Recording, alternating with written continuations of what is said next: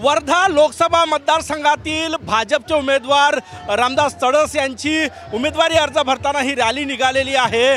मोठ्या प्रमाणात गर्दी लोकसभा मतदारसंघातील लोकांची या ठिकाणी आहे। रामदासजी काय सांगणार, किती मोठा आत्मविश्वास आहे? तिसऱ्यांदा तुम्ही निवडणूक लढायला 2014-2019 मध्ये फार प्रचंड 2 लाखाच्या वरून मी या ठिकाणी निवडून आलो होतो। तिसऱ्यांदा सुद्धा त्यापेक्षा जास्त मताने मी या ठिकाणी निवडून येईल।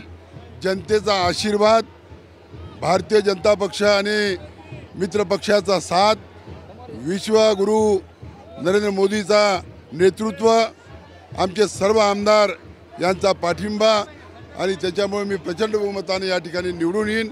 आज देवेंद्रजींनी या ठिकाणी माझ्या उमेदवारी अर्ज भरला, त्यांनी संबोधन केलं। आमचे नेते देवेंद्रजी फडणवीस यांच्या माध्यमातून झालेला विकास, हा विकासाची गंगाच आम्ही जनतेपर्यंत 10 वर्ष कार्यकालात घेऊन गेलो, म्हणून माझा विजय या निश्चित आहे। मोठी गर्दी तुमच्या या रॅलीमध्ये पाहायला मिळते। ह्या 6 मतदारसंघातून भारतीय जनता पक्षाचे मित्र पक्षाचे कार्यकर्ते या ठिकाणी आले आहे, त्यामुळे यांचं सुद्धा मनापासून मी आभार मानतो। नक्कीच मोठी गर्दी या ठिकाणी खासदार रामदास तडस यांचा उमेदवारी अर्ज भरताना ही रॅली जी निघालेली आहे त्यामध्ये पाहायला मिळतात। स्वतः उपमुख्यमंत्री देवेंद्र फडणवीस, भाजपचे प्रदेशाध्यक्ष चंद्रशेखर बावनकुळे या ठिकाणी या रॅलीमध्ये सहभागी झाले होते, उपस्थित होते। आणि आता ही संपूर्ण रॅली जी आहे ती जिल्हाधिकारी कार्यालयाच्या दिशेने निघालेली आहे। तिसऱ्यांदा रामदासजी तडस भाजपचे उमेदवार आहे, उमेदवारी अर्ज भरण्यासाठी निघालेले आहे। आणि वर्धा लोकसभा मतदारसंघातील जनता जी आहे मोठ्या संख्येने गर्दी त्यांच्या या रॅलीमध्ये सहभागी झाली आहे। कॅमेरामॅन सचिन सयामसह गजानन उमाटे, TV9 मराठी, वर्धा।